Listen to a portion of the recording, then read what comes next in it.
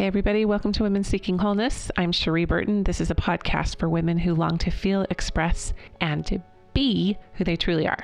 Today's episode got a little personal for me. I have to say, I've never had an episode where I full on bawled. But Holly had this way of drawing out this story and just holding safe space for me.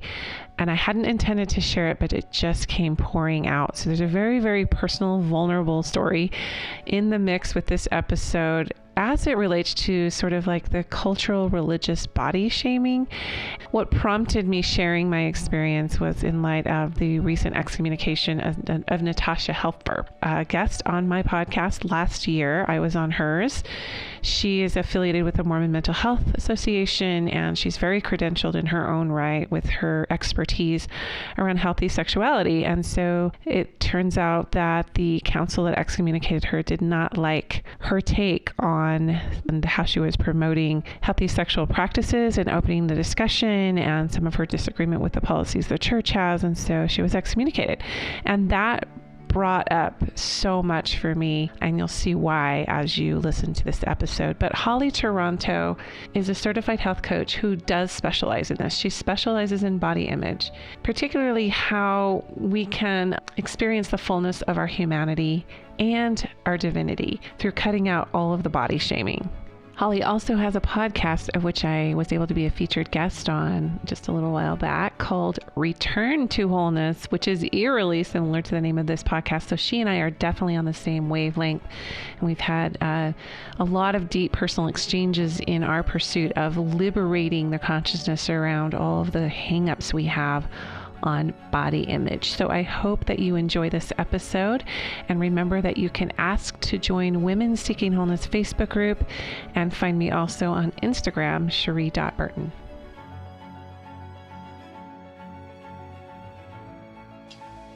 Holly, welcome to Women Seeking Wholeness. Thank you for having me. Based on everything I know about you to this point, I'm dying because not only do we have podcasts with very similar names, Return to Wholeness is yours. Yes. Mine's Women Seeking Wholeness. Yours is actually cooler because we don't have to go seek it out. Mine is go seek out wholeness, everybody. Yours is just return to it. It's already there. And, I actually may do a rebrand at some point just to affirm and not just make it women specific, because I actually have a lot of male listeners who are trying to heal the feminine in themselves and in their sons and in their daughters and with their wives and with their mothers and in themselves, more importantly. So anyway, I just wanted to give that fun coincidence that we have these really cool wholeness podcast names. And then also your bio is so replete, and your talking points are so replete with the embodiment piece. We talk a lot in this podcast about your body is your power, not your enemy. And that's where you and I are going to dive in today. I think really just owning that, no matter what programs and constructs you were raised with. Your body is not your enemy. It's your vehicle for empowerment. So you and I are so on the same page about that one. Yes, we are. Share with us, Holly, how you got to where this became such a passion, where you just couldn't shut up about it. Kind of no one starts a podcast. We got stuff to say, right? But it's usually on the heels of something that's brought us to our knees, honestly. So what was many times, right? Yeah. So can I say one thing quickly about the seeking wholeness versus the return to wholeness piece of this? Oh, what is? Yeah. Because I talk a lot about this on my podcast, Return to Wholeness, that wholeness is both a state of being and a verb. So we are at the same time whole. That's my core belief, that all human beings are whole. We're not broken. And at the same time, we can be seeking wholeness, right? We can be calling back the parts of ourselves that we've left behind in ideologies or theologies that expected us to reject ourselves and our bodies, or relationships where we had to fragment ourselves in order to live into somebody else's expectations for us, or like what we'll talk about today with the body, and especially as women, but all people in general, the expectations of what our bodies should look like and how we fragment ourselves and in many ways abuse ourselves in order to fit into those expectations. And so I feel like it's a Say that definition again. Wholeness to you is calling back the fragmented parts of ourselves that we've left behind in theologies, ideologies, relationships, careers, anything that's like we've basically given the power to define our worth and wholeness outside of us versus being whole within ourselves. Is that what I said? I don't know. I love the distinction. I love how you define what return to wholeness is, because you can still be seeking it. How can you not? We're avid learners. Exactly. Right. But it's not out here. Mm-hmm. It's always in here. Yep. And for those of you who are only listening to the audio, I'm pointing to my heart. Yeah. Pointing to my body. So what brought you to this place? Yeah. So it's definitely a heroine's journey. Feel free to interject at any point if you want me to like slow down and ask me questions about any part. But so I grew up in the evangelical Christian church. Some people would call that born again. That's how I identified as a young person, was a born again Christian. And I am not here, disclaimer, to poo-poo on any religion. Sure.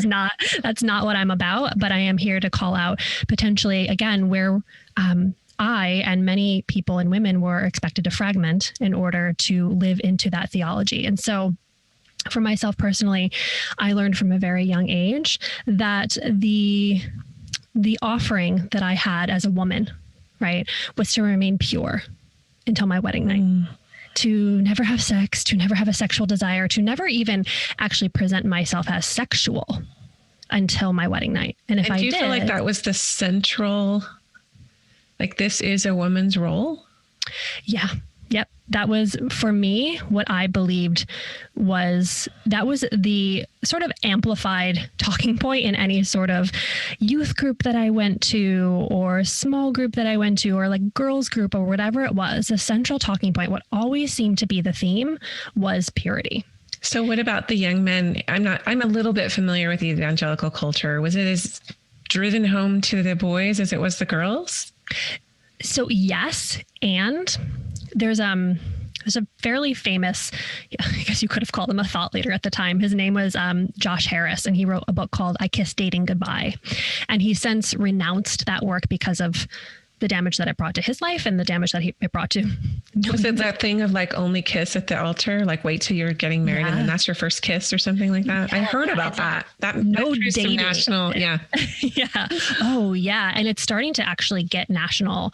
The purity culture movement is actually starting to get national attention now, because it was so like something that was like so silent for so long. Like I didn't even hear of the concept of purity culture until January of 2020, when I came across the book Pure by Linda K. Klein. I highly recommend it to anybody. Pure by Linda K. Klein. Oh, you just added to my bookshelf of books I'll never probably read. Yeah. So I mean, it's just a recounting of especially young women who grew up in this space. But so yes, the point was driven home to young men too, but it was always framed in the context of, kind of bring it back to Joshua Harris. Joshua Harris was this thought leader, young, like, I don't know, like 18 or 19 years old, like directing people on their sexuality, which is like so inappropriate. And it's saying, like, okay, boy. I know, right? And saying things like, women, girls, you don't know how hard it is for a man to look at you and not think unpure thoughts. Mm-hmm. And so then how hard is it to then not internalize that as a young woman? On top of that, hearing things like, if you dress a certain way, like if you wore spaghetti straps or if you wore shorts or whatever it might be, that you would be considered a stumbling block to your brothers in the Lord. Which basically makes you Satan. Right. It makes you Satan. So where's the culpability on their end to look at a woman other than her purity or her virtue or her skin, right? She's just skin to that person. She's just an object. That's exactly, by the way, how I was raised. Yeah. And it's still being perpetuated in my religion of origin, which is Mormonism. Mm-hmm. and I'll get to my story with my daughters and me and everything, but I'm fascinated. So I know. This is such an I love talking to somebody who gets it, even if it's a different, manifestation of it. Mormonism versus born again Christianity. There's so many parallels. Well, there. Because America, and I have a lot of international listeners, and I know this is pervasive across other nations, but here in America, the purity culture started with the Puritans, with the Pilgrims. And so those roles within really Orthodox Christianity began at our nation's founding. Yeah. So it's not just Orthodox religions that are dealing with this. Mm-hmm. It's the entire nation is grappling with their sexuality, and women happen to be the brunt end of unresolved trauma with that. So, oh yeah. I mean, if you didn't grow up in evangelicalism or Mormonism or any other sort of Orthodox religion, you still grew up in abstinence culture. If you're my age, or I think it started to change a little bit, but so I'm a millennial, right? And I think millennials and up, mm-hmm. our sex education, quote unquote sex education, was abstinence based, right? Mm-hmm. You were told there's a classic scene in the movie Mean Girls that I always reference, that there's this gym teacher who's teaching sex ed. It's just this random guy is not even a formalized class. And he says, do not have sex, do not have sex missionary, do not have sex standing up, do not have sex at all, because you will get pregnant and you will get an STD and you will die. Right. It's supposed to be funny because it's a teen. Yeah. thing. It's satire, but it's so true. Yes. And he's teaching these young, high school students this. Right. And so that's, to your point, it is, whether or not you grew up in either one of our religions or any other religion, this is something that is baked into us. And it's pervasive. Yeah. Sorry to interrupt you, but here's the hook with it being religion. Okay. The hook is you are not worthy or acceptable to God. Your eternal salvation rests on your sexual purity. And in my religion, it was considered next to murder. Some prophets said that sexual activity outside of marriage is akin to murder. So you have these teenagers who have normal hormonal responses. Either they're going to their bishop because they feel like they're going to be going to hell, basically, in some way, shape, or form, however they perceive that. They're next to a murderer because they had a hormonal teenage whatever, or grown adults, same thing. And then you have those who don't have the wherewithal or the courage, because they're in so much shame, to even go get it cleared up with an ecclesiastical leader, mm-hmm. Who live with that and feel like they're sitting through every Sunday like a piece of garbage. Mm-hmm. And the thing is, and I don't know if this is true in evangelical Christianity or where you or whatever church you went to, but in Mormonism, you have to go through bishops' worthiness interviews and literally questioning, do you masturbate? Do you think about this? Do you do this? Are you doing this? And this is an adult male with a 12-year-old, 13-year-old, 14-year-old, all the way up to 18-year-old girls. Oh my God. That's how I was raised. Oh. So we had to pass the test. And it was, and I'll get to some of the messaging I received, because in Mormonism, the central focus tends to be on grooming women to become mothers. That's your identity. Mm-hmm. Yes, sexual purity is about that too. But if you're not a mother, what are you as a woman? It's really hard to parse out an identity as a woman aside from motherhood. Yeah. And so that's why you see Mormons having a lot of children. Mm-hmm. Number one, because they discourage birth control and whatever. But number two, because you tend to be programmed, if you're raised that way, and as you look at the culture of all these big happy families, that I am adding the eternal increase of my posterity to my, to my worth. Mm. Wow. So anyway, I had to interject there that the purity culture in Mormonism for girls is tied into motherhood. Men, the boys they don't get, it's fatherhood and the priesthood. Yep. Fatherhood and leadership, fatherhood and going out in the world and making a difference, fatherhood, whatever, but fatherhood is secondary to that. For women, it's mothering, homemaking skills and building, your own little kingdom in your home. And for me, when I see a book like you were talking about coming out, there's a million books like that are read from the pulpit from the time you're a kid in Mormonism. Yeah. Yeah. Not necessarily about wait till you get to the altar to be kissed, but girls, be careful, because those boys, they can't control themselves and you're responsible for their gaze. That's it. You are an unworthy creature because you have a body that's beautiful. Mm-hmm. And so cover it up. So anyway, dangerous. That's my 2 cents right there out of the gate. Yeah. Yeah. And it's interesting. I love hearing that perspective. And I wonder if in other Orthodox Christianity that it might be similar, that like the message was like purity and motherhood. For me, there was female leaders in the church. And so I didn't grow up with this belief that I couldn't be a leader because I was a woman, or I couldn't be anything but a mother. But what I did learn, like I would say like the parallel messaging that I heard was like, you need to stay pure, right? And if you don't, it is your fault. You've done something wrong. You have tempted your brother in the Lord. You are a stumbling block. And then you might be on a stumbling block. Literally, they said that.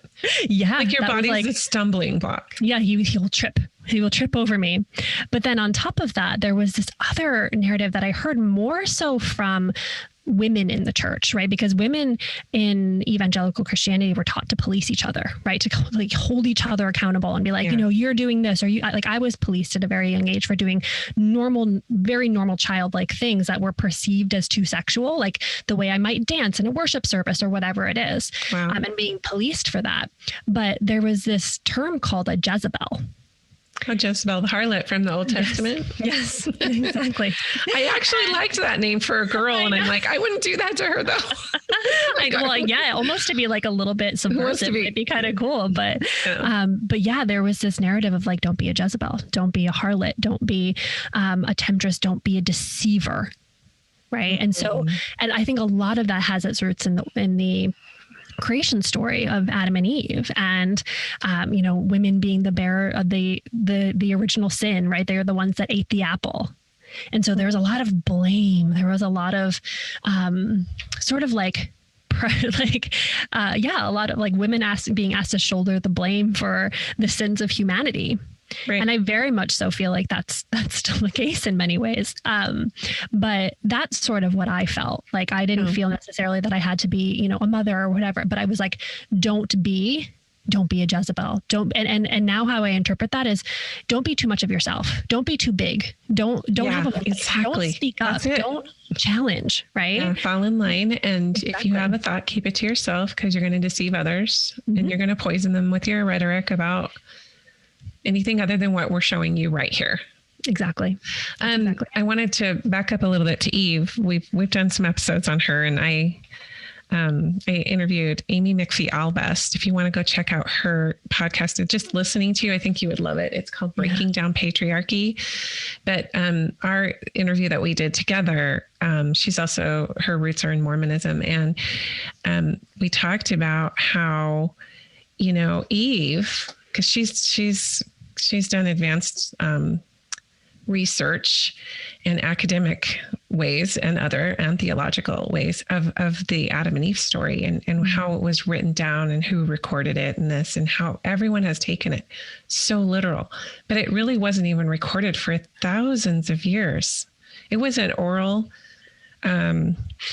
teaching story that, and I'm not saying there's not truth here. I'm just saying the way that it was recorded made Eve, thousands of years after it happened, made Eve look like literally the demise of and the downfall of the human race because of her sexuality, because of her wisdom. And the snake, actually, if you go look at the ancient Sumerian archaeological sites, the oldest sites we have on Earth, the snake represented wisdom. Yes. And somehow Satan got in, I'm not saying, now for those of you who are literalists, please hear me out here. I'm saying there's so much rich symbolism that people are still trying to parse out from that story. Yes. But ultimately, Eve her role became tainted to the extent that there was no room for the feminine at all. Goddess temples removed the whole deal. So the whole biblical text is about silence. Paul, let your women keep silence in the churches, except for one figure, Jesus. Yeah, I know. And thankfully, I'm not saying that, like, I can go back and look at like Deborah and Queen Esther, and there's some definite heroines there, right? Rachel, but they all still had to kind of comply, even to the extent that their culture would allow them without being stoned or whatever, right? Then you have the Virgin Mary. And this is where Amy and I were talking about. Like, she was, what else was she? Like, why did we define her by her sexuality? Right. She was a mother. And why are we still calling her a virgin? She actually had other children than Jesus. It's right there in the New Testament. And also virgin at that time, from what I've heard and just sort of like reading more in the Divine Feminine, Sue Monk Kidd talks about this, is that virginity is at that time was seen as a woman who belongs to herself. That's what virginity stood for, not sexual purity. It's just been completely like a sovereign. A sovereign woman. She's a woman who wholly belongs to herself. Ooh, I love it. Right? Like, and when I learned that, I literally I started crying, because is that not the exact opposite message that so many of us that grew up in these fundamentalist ideologies were taught? The exact opposite was you actually don't belong to yourself. I believe there is a verse in the Bible that says you were bought at a price. I don't know if Paul says this, but like, you don't belong to you. And there's a woman that I've learned a lot from. Her name is Jamie Lee Finch. And she has a book called You Belong to Yourself. That's about sort of reclaiming the body from these, sort of fundamentalist ideals about who we should be and our sexuality. And, but yeah, it's, and then Mary, and unfortunately and I talk about this so much, but I just want my listeners, whoever's listening, I don't care, I take this or leave this if this does not resonate, but we are missing huge parts of scripture. Yeah. Huge parts of scripture during that time at that place. Mm-hmm. Not only that was happening in India, things were happening in ancient Europe, all over. I mean, Christ was everywhere. Yeah. But most importantly, in Israel, when all this was happening, there were people writing things that Jesus was teaching, and those things did not get included in the canonized New Testament, because there was a Roman rule that wanted to stay in power, and they were a patriarchy, and there were no women, 0 women present when they decided what was to be included in scripture. 0. Mm-hmm. Mm-hmm. And so Jesus was this like revolutionary. He was like a feminist, right? He was feminist. He had women surrounding him all the time. Like, they were on his council, right? And like he said, I don't know if it was, it was Mary sitting at his feet and learning from Mary Magdalene, sitting at his feet and learning from him. And people were like, why isn't she, in the kitchen working, right? Why is she like not Martha? Like Martha? Why isn't she busy working like Martha? And he's like, no, she's got the right idea, right? She's sitting here, she's learning, she's like seeking within herself. And he took it a step further, like when she was the one anointing him before his burial. That's power. Yeah.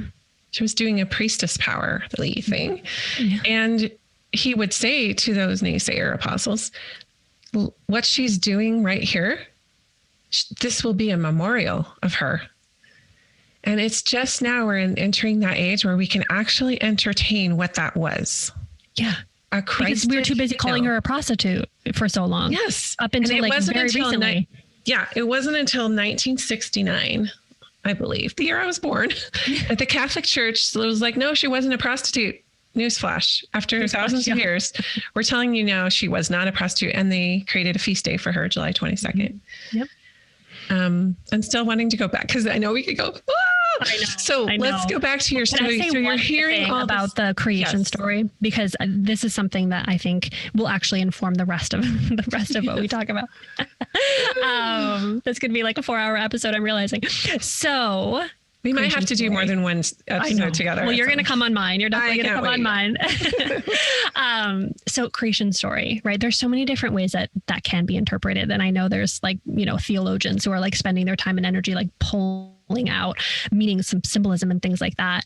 But one thing, an interpretation of that story of Adam and Eve and, recognizing that they're naked and covering themselves, that I've heard that really like kind of broke me down in the most beautiful way was it was the moment that they realized, or it was the moment that they tried to define their worthiness or who they are outside of themselves. Like they suddenly saw themselves as something's wrong with us. Something's wrong with me. Something I need to be ashamed of. Yeah, I need clothes. I need this thing. I need, and like how that manifests in, you know, our modern world, right? It's, I need the right body, right? I need more money. I need the right, you know, literally I need a partnership. Like makes me so emotional. I know. That's beautiful. Thank you for. It's like ancient. It's like an ancient experience that human beings have had to seek outside of themselves to fill what was already there, whole within them. Wow. Thank you for bringing that back with the creation story. It is so multi-layered, but it really comes down to, are we humans broken? Are our bodies, where did that story, and it started with the creation story for Christianity anyway. Every major world religion has a creation story of some kind. Yeah. That the message is that we are at our very core unworthy. Yep. And something to be ashamed of. That's it. That keeps the religions in business. Profitable. Yep. Yeah. Yeah. I mean, the idea of original sin was created by Augustine, right? Like he was, I don't know, I'm not a Bible historian by any means, but Augustine created this idea of original sin, that we were born sinful. And he actually believed that it passed down, like sexually, like when two people had sex and created a new human being, that's how like original like sin was passed down. So much stuff there. But like, if you read Genesis, right, and you actually read what was being, like the author was saying, is that it actually started with goodness, right? And it was good, right? Original goodness is what is good, interwoven through that creation poem. There's an amazing book called Original Blessing by Matthew Fox. Have you heard of it? I have heard of it. I have not. He goes back to the creation right now, and he just like, what if it wasn't original sin? What if it was original blessing? Yeah. And he has this whole like chart on his website. You guys go look at it, Matthew Fox, on reframing the creation. Context around, we're all blessings, not sinners. Yeah. Anyway, just want to insert that there.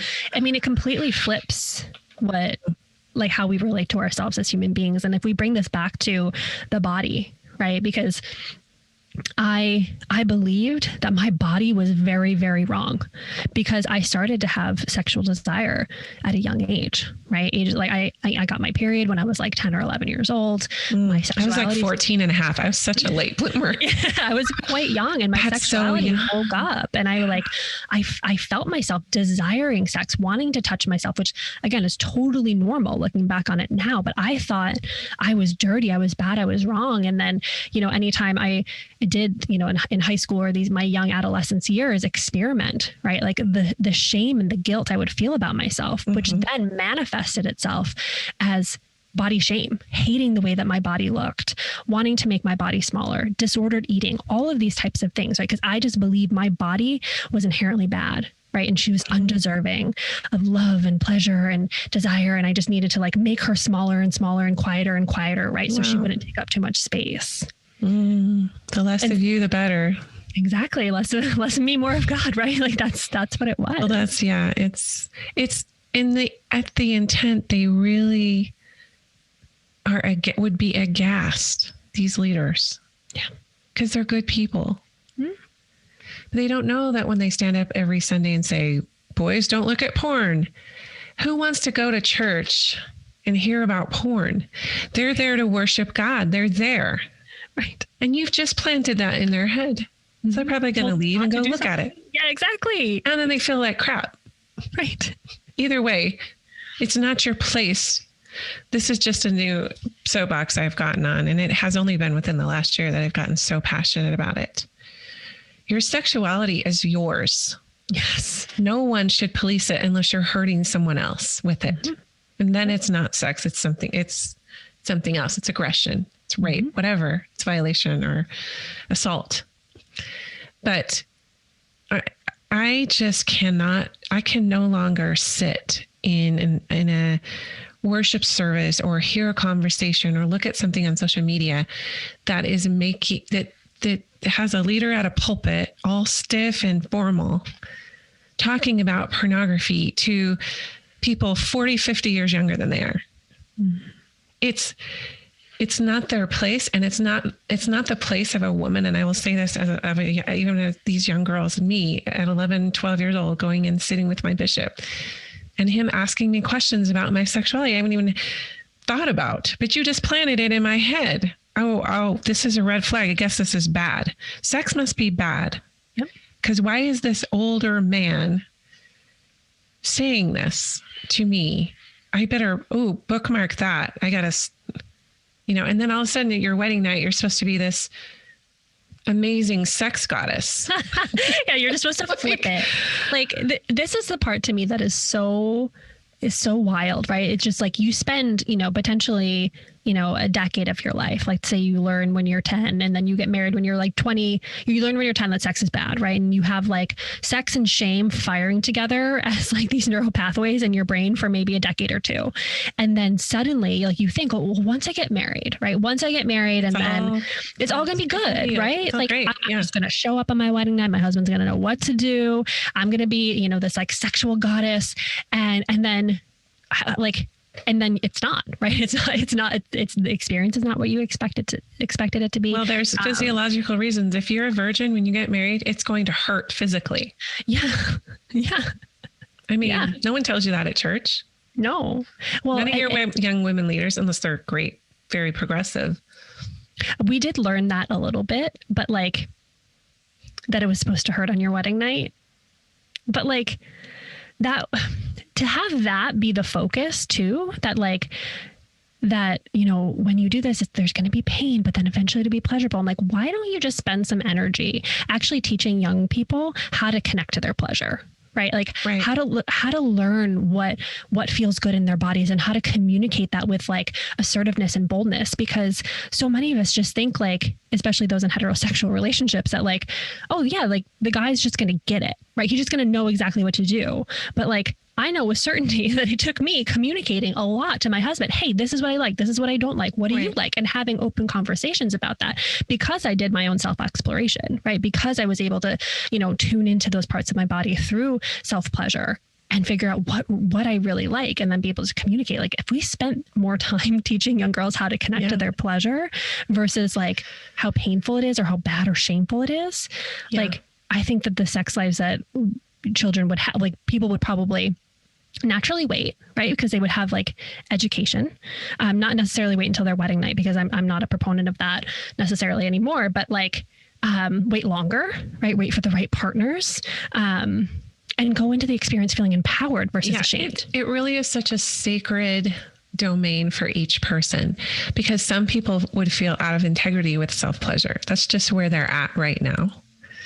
Some, even if they're not religious, even if they don't feel like there's a whole host of heaven watching their every sexual move, which, let's be honest, we get programmed with this like big brother's watching. There's no feminine, like, it's like, there's that.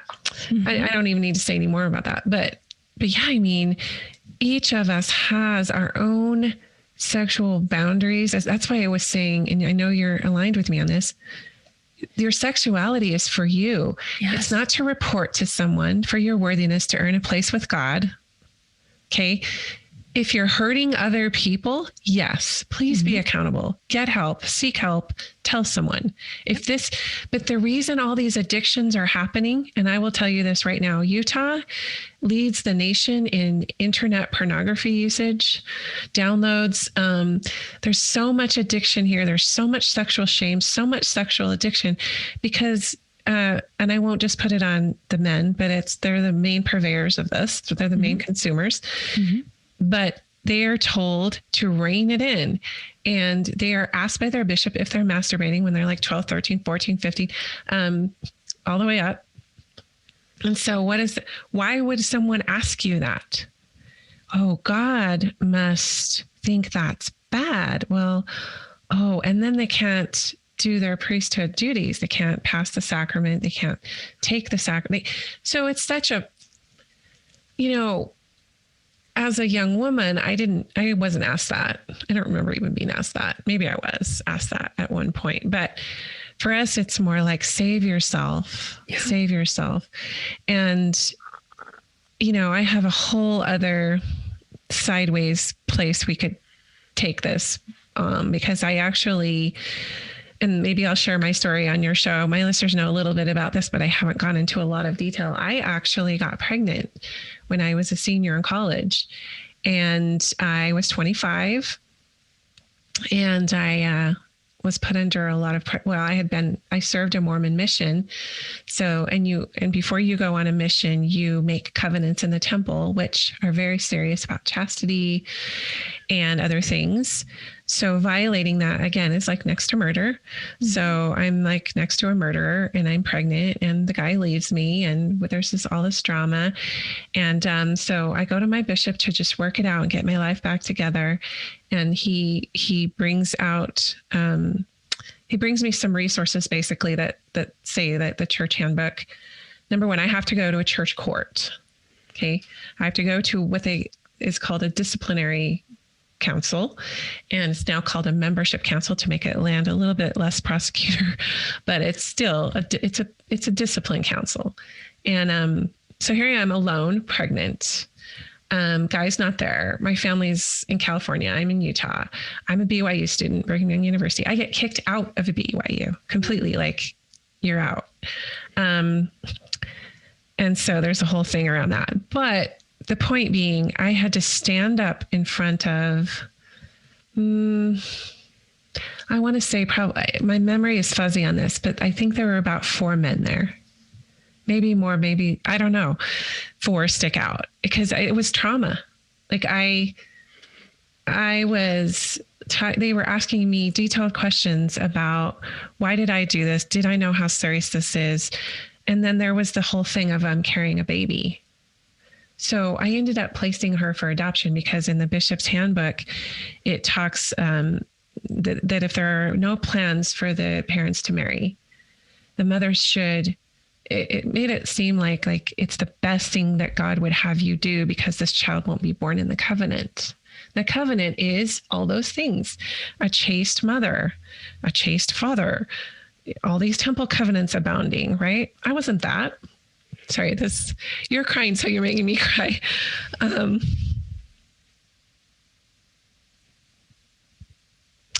not ashamed of it now, but I'm just so sad for myself back then. Yeah. Because it took decades to heal this, and I'm still healing it. So I literally gave my firstborn because I didn't feel worthy sexually and covenant-wise before God. And she's probably listening to this podcast now. Hi, Wendy. It was an open adoption. And, I met my husband when she was only 3 months old, and we didn't have sex before we got married so that we could get married in the temple. But it's been a hard road for us because of my trauma and the way that I was programmed with this good girl syndrome. But Wendy is now a mother herself. She's been married and she's had to deal with her own, but we've kept our connection, and we Marco Polo a lot together. And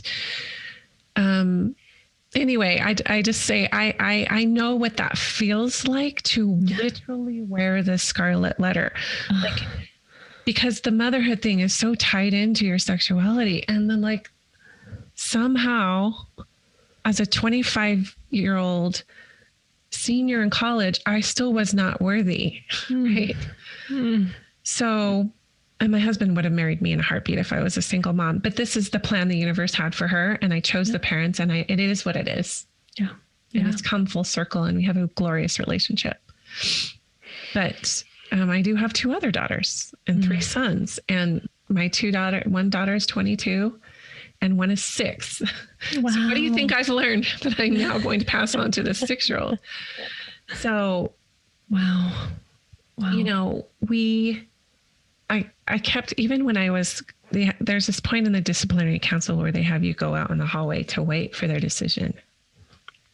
And I remember there was a picture of Jesus.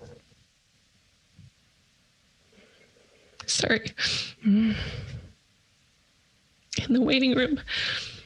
And I was just like, please, I'll take any punishment. I will give you my baby. I'll do anything. Don't take away my membership in the church. Don't excommunicate me. Because for me, the membership of the church was equal to God. That would be like taking God away, because all my covenants would be wiped. My baptismal covenants, my temple covenants, everything.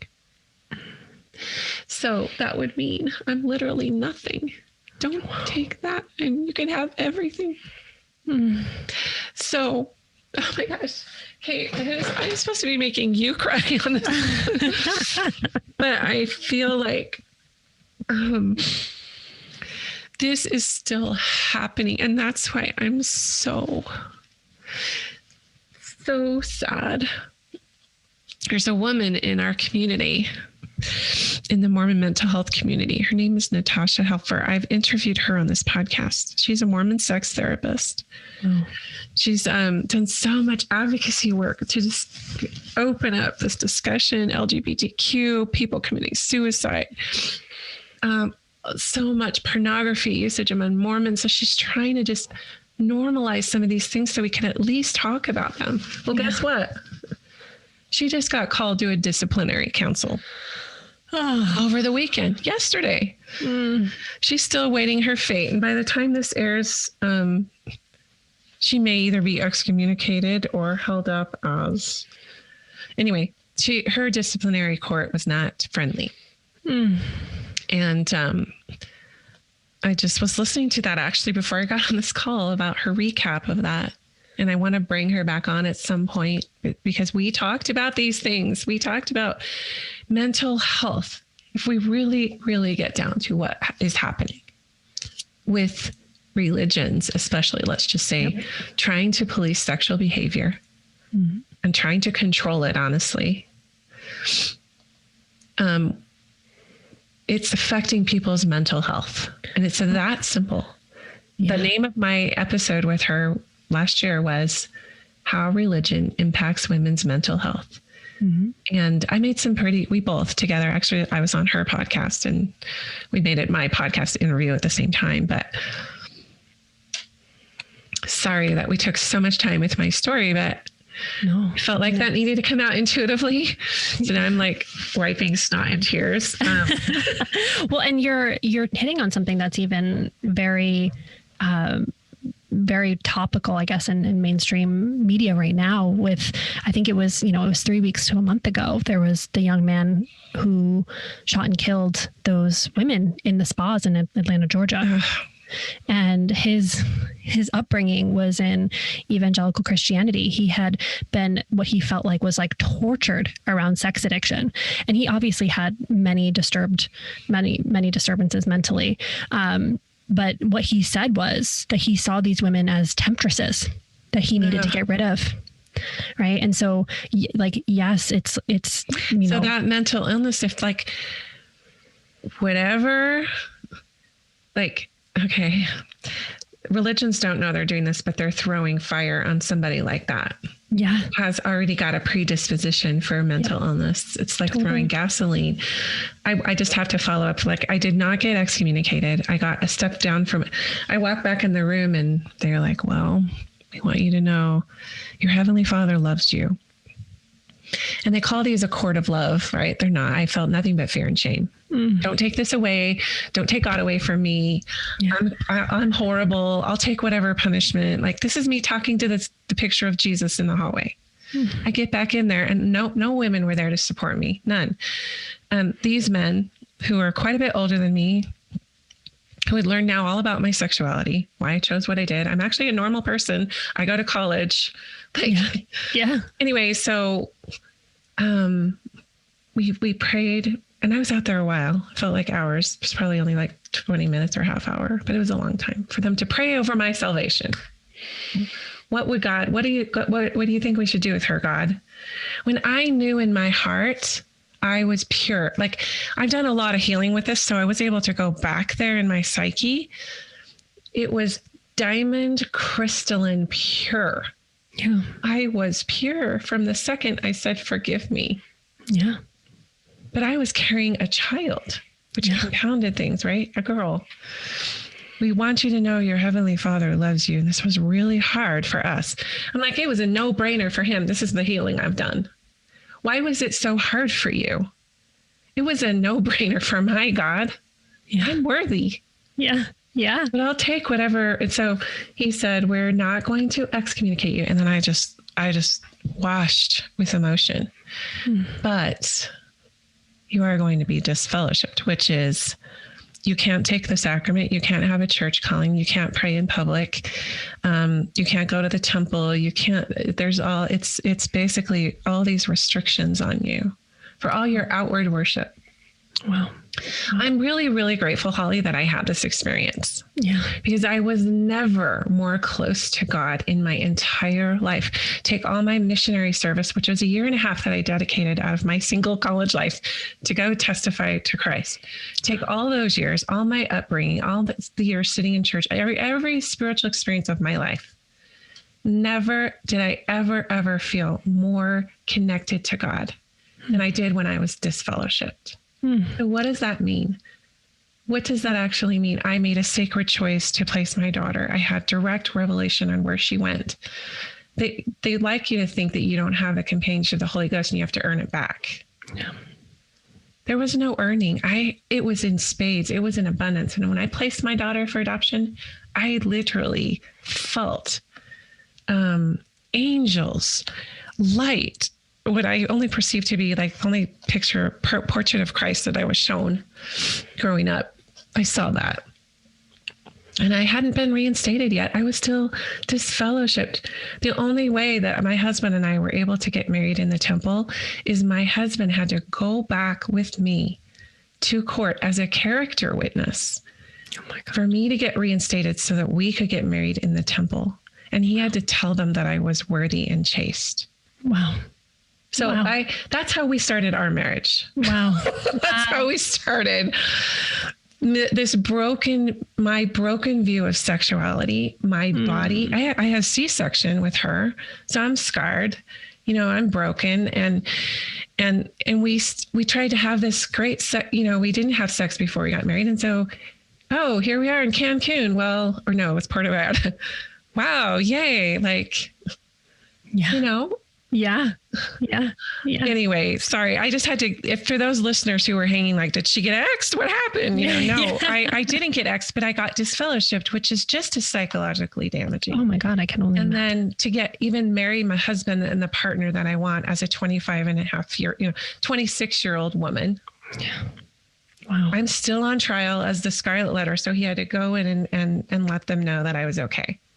So that I could get reinstated and be worthy to make these covenants with the special people. Oh my gosh. I mean, I'm sorry, but it's messed up to me now, but I have so much compassion for people who still ascribe to there's this policing God over your body and sexuality and choices. My soul chose that experience. I'm not the victim of that. Yeah. I'm grateful for it. Yep. But you better believe I've got some passion behind what we're sending, what messages we're sending, not just men or women, but men. Yeah. Men who have to go into secrecy around their sexual energy with pornography use and secretive behavior. Yeah. Oh my gosh. Wow. That is such a powerful, powerful story and really speaks to the necessity of the feminine when we're talking about the spirituality, like that. You were able to access grace and compassion. Like you were intuiting the feminine of God, like with that, like crystal diamond that like in your heart, like you were already pure. I didn't feel that then, but I had to go back in time when I was much older to her to see what was really happening. Like they can't take my soul. They can't take this diamond. This is God. This is with God. Yeah. There's no church leader or law or rule or commandment or whatever that is going to take that. It's there. Yeah. And this is the wholeness we're talking about, right, Holly? Mm-hmm. Yep. This is it. That's it. It's like you can actually never be separate from your wholeness. You can't actually, and that's like one Bible verse that like I still could like, it still resonates with me because I don't really read the Bible anymore, but I think it's like Romans 8 or something, like neither life nor death, nor angels, nor demons, nor no height, nor depth, whatever it might be, can separate you from the love of God. Yeah. Like, period, end of story. But that, like, you could just base your whole spiritual construct and philosophy around that. But that's or the that thing scripture about charity. Never focused on. Like, that's never, no, it's totally nothing can separate you from the love of God. Nothing has ever separated. Like, for me, even having to, from a young age, say the sinner's prayer, like at the age of like 5 years old. What's the sinner's prayer? I don't know. So original sin, right? Okay. What I came into.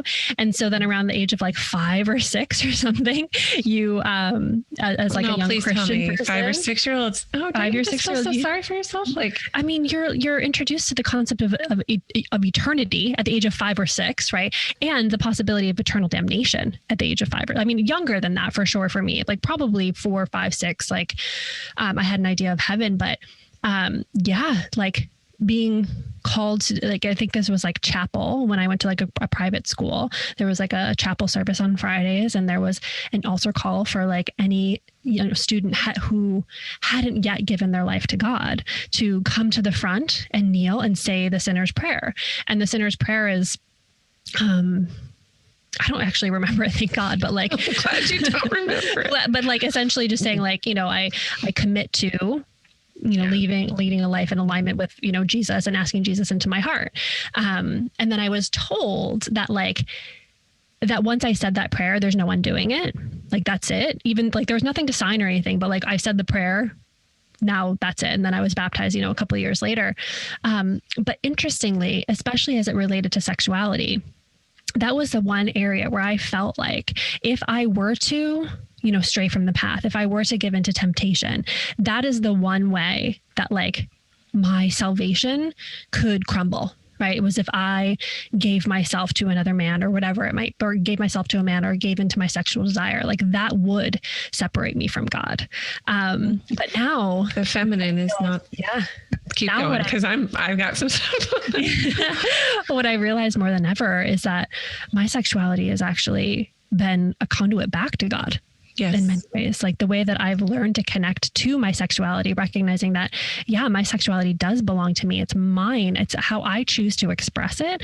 Like, that has brought me back to myself in ways that, like, reading the Bible or doing any sort of prayer. And the ancient priestesses knew this. Yeah.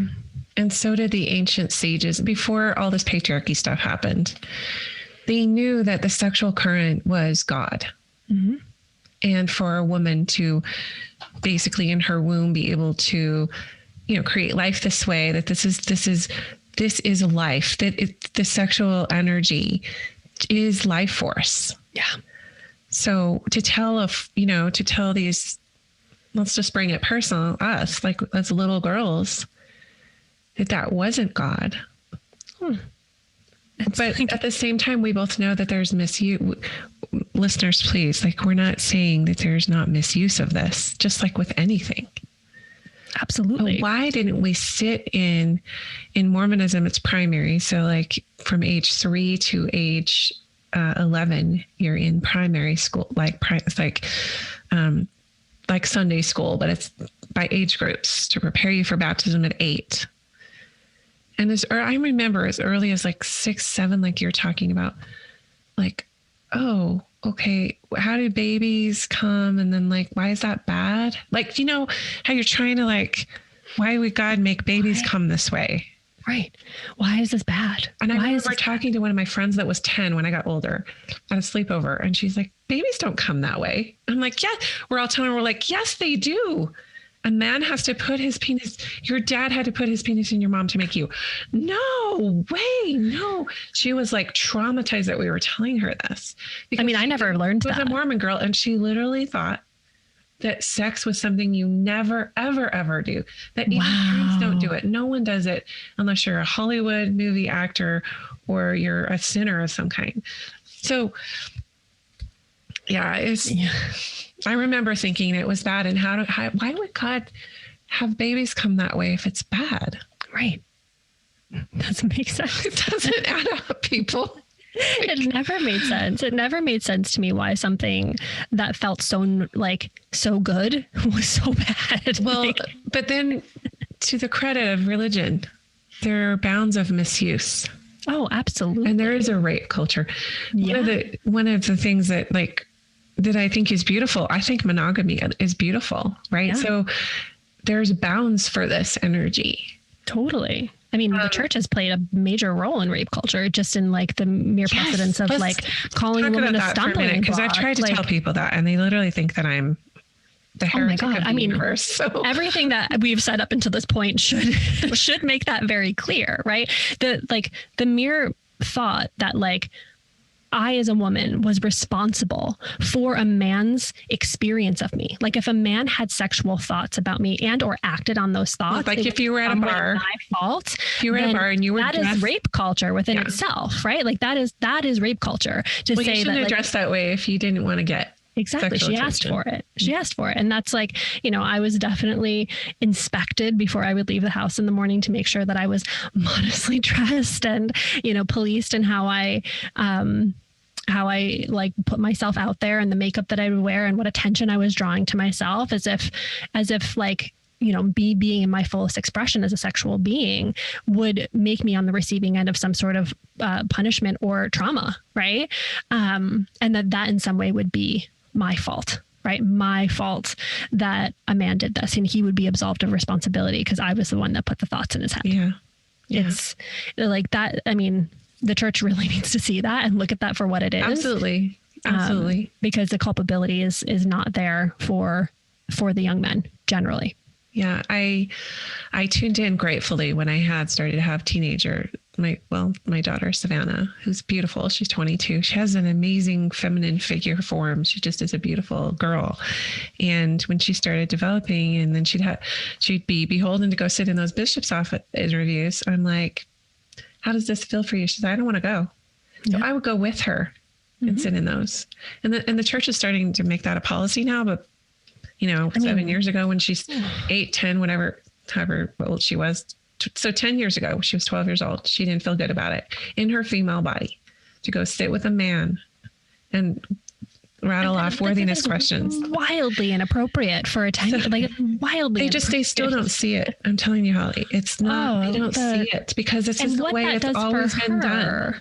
In terms of like what a man is allowed to, or someone else is allowed to ask her about her body. Like that's for me what it taught, right? Like I had no agency over my body. No, like somebody else power over your body. Exactly. I mean, I had an experience with a prophet. For anybody who doesn't know what a prophet is, it's a person who's like, a seer, right? Like I would say like a Christian psychic who, gets these direct downloads from God.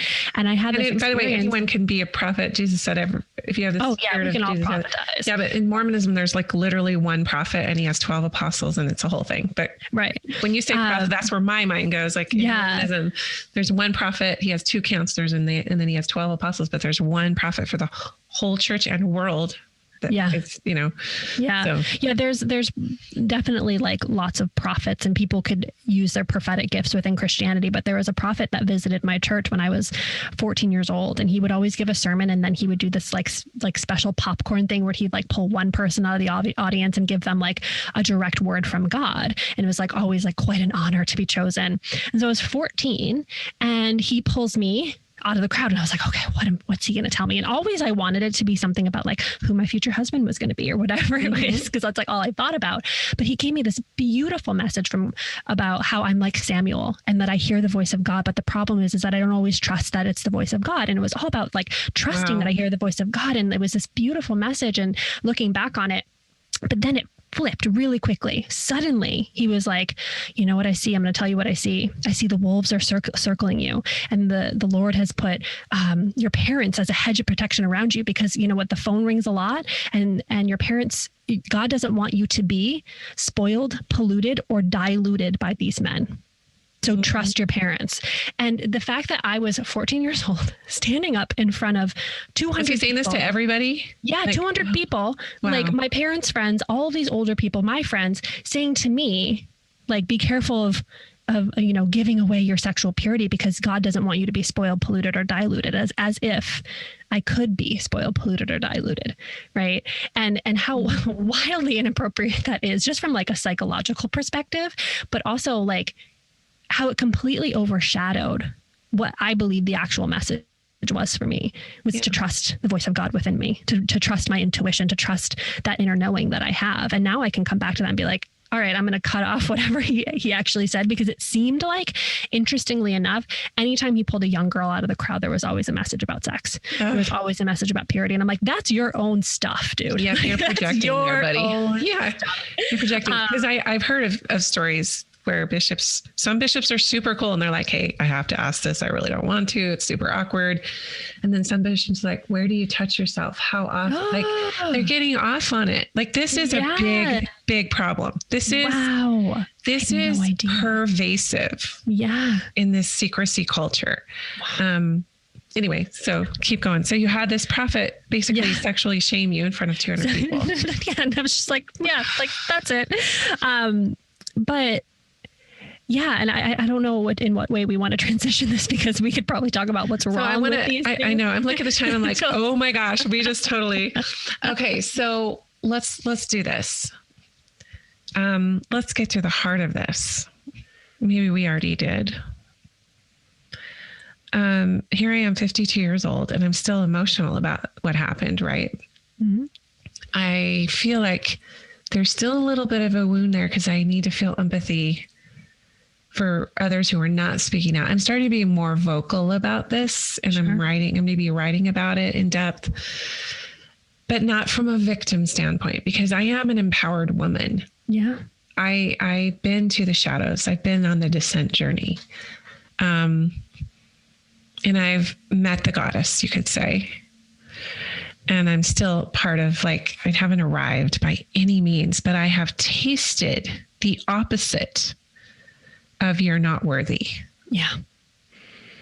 To the extent that I can no longer see myself as anything but whole. Yeah. Even in my most dire, like, I'm not going there. It's not true.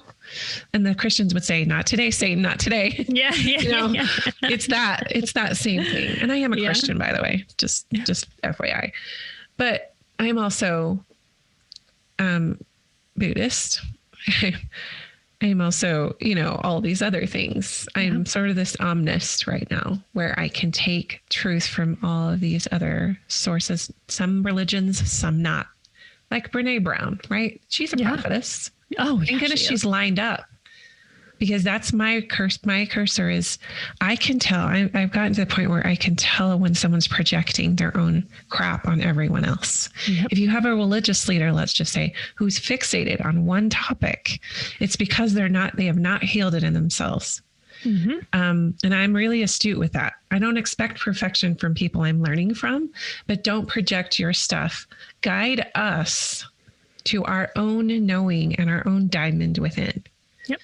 So let's bring this back to, how, because you're doing a lot, like you're in this thing of like, let's just not objectify here. Cause for a woman in the high level training I've done for like relationship work and that kind of thing, a woman's greatest fear in a relationship is being objectified. Mm-hmm. So if you think about pornography use, that's basically what it is. It's an exercise in objectification and false illusions, all that. Mm-hmm. So what is how would you lead your clients, let's say, or your audience to, let's just take a grand time out with it. Let's accept that's part of our ego. It's part of what we naturally do. It's men and women, whatever, as a protection. Mm-hmm. Just like we're saying, Jesus was teaching us to go within, but we want to keep looking out here. Yep. Am I worthy? Is everything okay? Am I good? That's objectification. Mm-hmm. So how do you stop that and come back into what's real? And how do you heal that? Yeah, how do you start on that path? Yeah, I mean, it's very complex, obviously, and it takes lots of healing work. And that's why I work with my clients from anywhere to 6 months, from 6 months to a year on this reclamation process, on this returning to wholeness. But the first step, and I would say the step that oddly is like, it's so easy, but like also the most healing.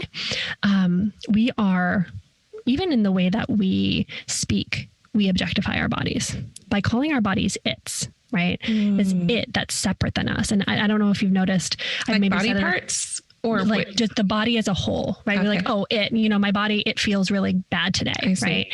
And so the first step that I work on with my clients is shifting the language. We no longer call our bodies its, we call them by the pronouns we identify with. And so for me, my body is forever she. She doesn't feel well today. She is tired versus it, right? Because again, what this does is brings us back to our humanity.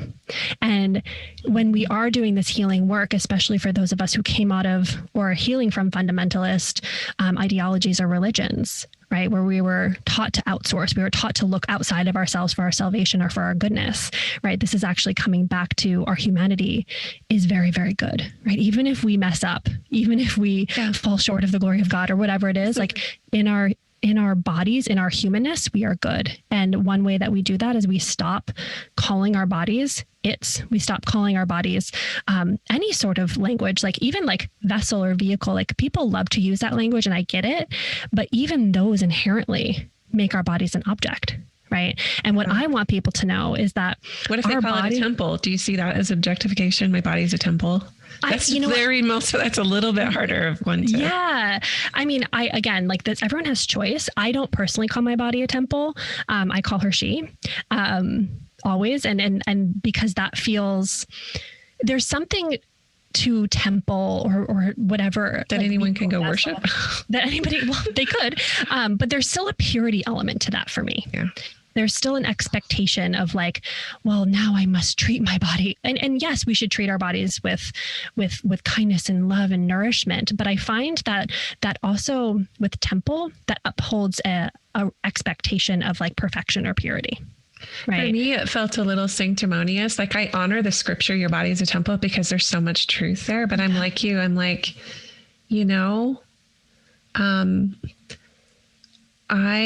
it's not open for worship. Like I'm a sovereign. So for me, the visual I came to through meditation and just to get really, I run a Stand, Speak, Shine school for women and I have them do the same thing. What feels aligned, what feels right.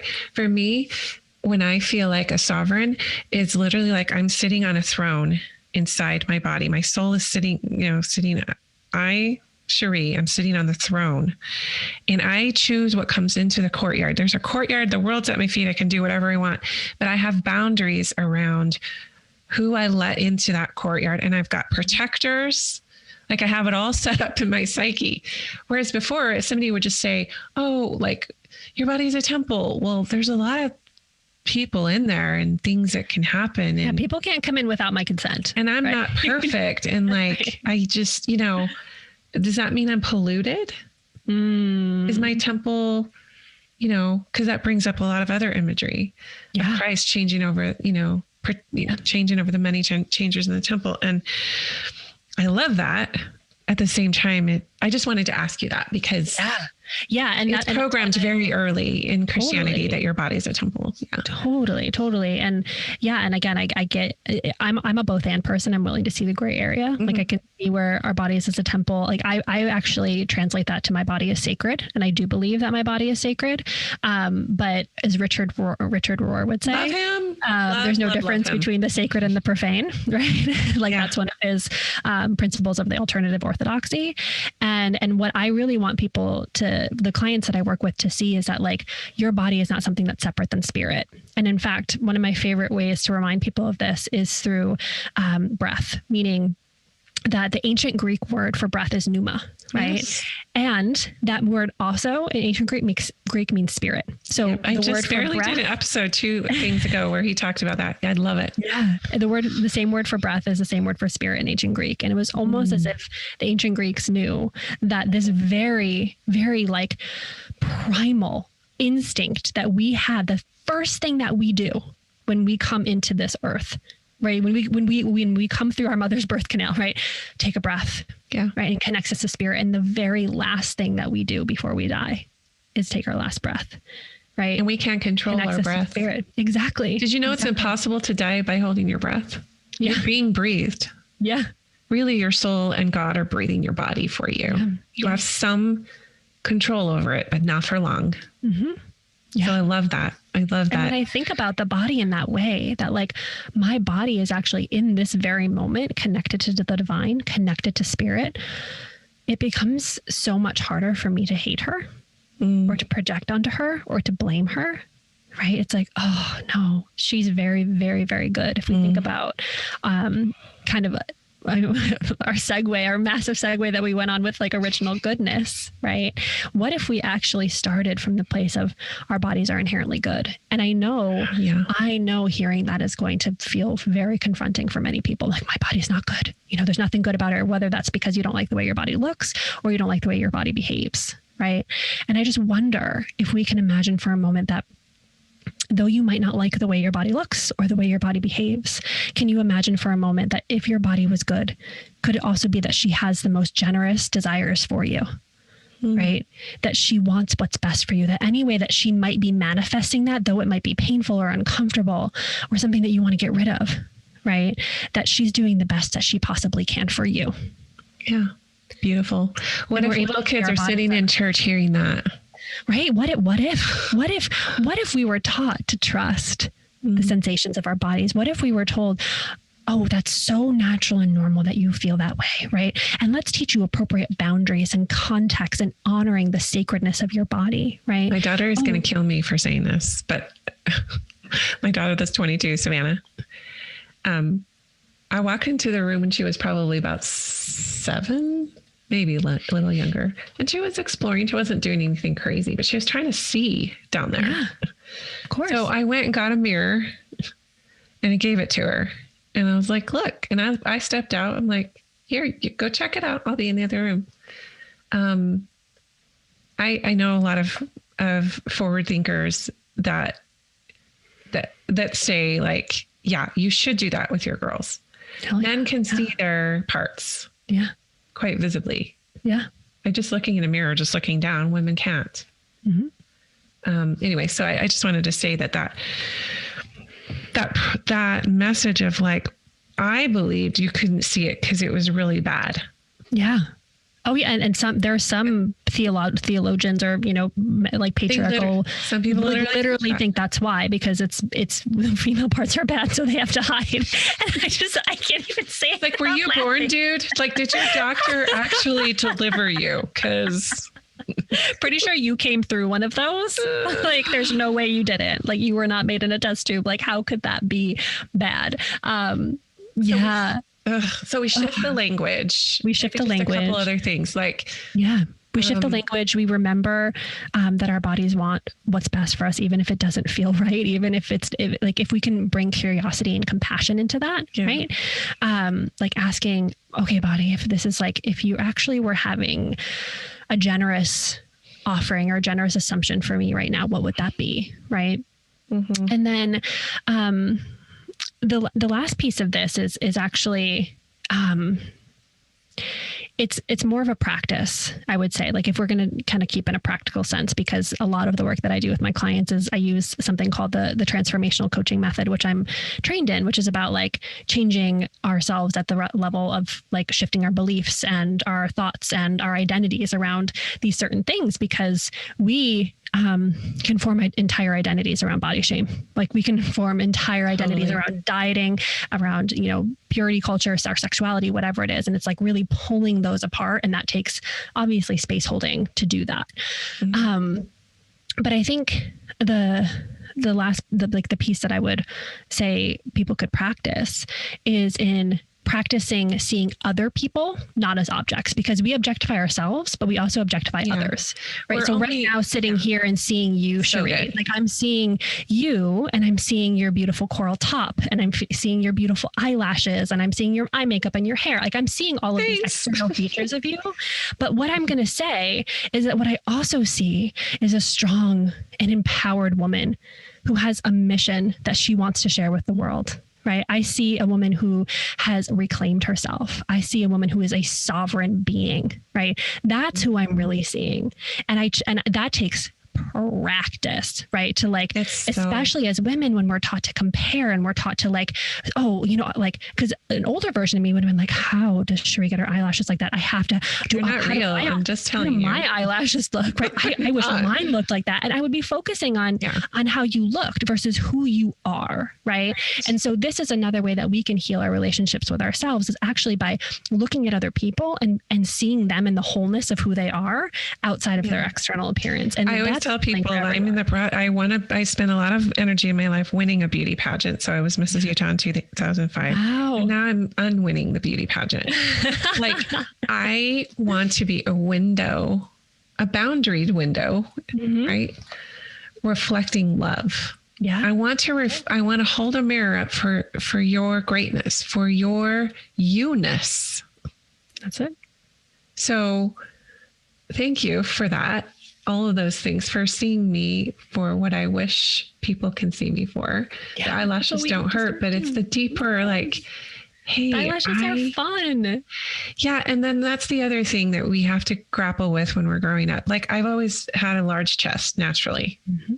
So it's always like, look up here, guys. Like, so because I was attuned to that, and because they are so fixated because of how they're programmed and whatever, to see girls that way. I have these beautiful sons, Noah, who's 24, and Sawyer, who's almost 20. And I have an 8-year-old son. I'm working on that because he's, but they are feminists. Mm-hmm. And they feel into what's happening in and around, I'm like, when you are dating a young woman, don't let your first compliments be, oh, you're so pretty, or your eyes are so pretty. Like, you will get that depth back to you. Mm-hmm. See her soul, listen to her, because that is the object. That's the objectification, right? Yeah, that's a woman's worst fear. But we do so much to try to be objects because we feel like that's the only way people will hear us. Oh, yeah. So hear her, listen to her, read her body language, feel her soul. Yep. I've spent some energy with my sons around that, and they're thankfully very respectful, but yeah. Yeah. Oh, it's so, yeah. If only there was more mothers doing that to teach it. I hope there is. I hope that, raising up the next there's generation. an army of them, I believe. Yeah. There's an army of mothers who are like, okay, this is not okay with me, and right? Oh my gosh, Holly. Well, I think the most powerful thing to end with is just like, we got to stop objectifying ourselves. Yeah. Because everything you and I've been talking about, and the lenses that we've looked through, and all the wounding that we've experienced, ultimately we've got to reclaim. No, I am a sovereign being, pure. Yeah. I don't need a culture to dictate my purity. No.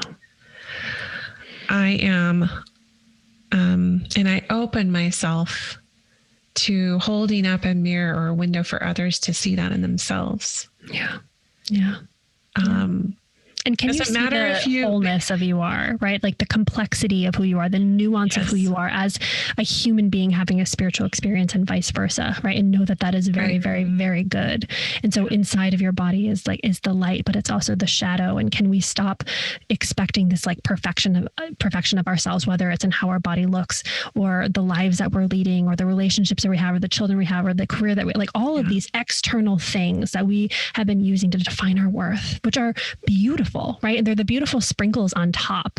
But can we come back to the sense of actually even here, sitting down, stripped down of all of those things, right? I am worthy and I am enough and I am whole just as I am, and allow ourselves to live and breathe and create and blossom from that place.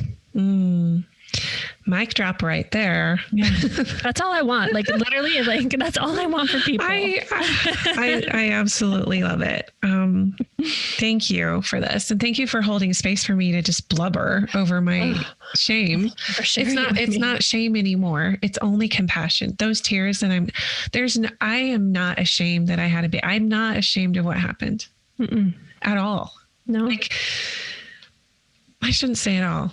Probably there's a little bit in there that needs to stay there because I'm sensitive to not everybody can receive this and not completely judge me. Yeah. And I'm okay with that. Yeah. But at the heart of it, I know who I am. Mm-hmm. I don't need a committee or rules or a handbook or a priesthood leader or my best friend or my mom or my husband, all these people that love me and care about me. I don't need them to proclaim my worthiness. Yep, you're your own. It's just ludicrous to me now, Yeah. So thank you. How can people find you, Holly? Yeah, I would say the best place to come find me is on my Instagram, holly.toronto. And I know I'm offering a freebie here too, a little journaling guide. It's your journaling guide. Yeah. Yes. So my journaling guide actually corresponds to my podcast, which is called Return to Wholeness, which we talked about a little bit at the beginning of the episode. But yeah, it's a journaling guide that explores how we fragment ourselves in different areas of our lives, and then how we can step into the exploration around returning to wholeness. Mm-hmm. So it kind of guides you through that. So I think that's going to be in the show notes. Yes, I will have a link to that in the show notes. Thank you for that resource. I'm going to pick it up, and I'm sure that you and I will stay connected because I'm just I'm going to reach out to you to be on Return to Wholeness too. So we got to get that story. And I'm actually, when I meet women of like purpose and like mind and like background, I know that there's a divine order in putting us together.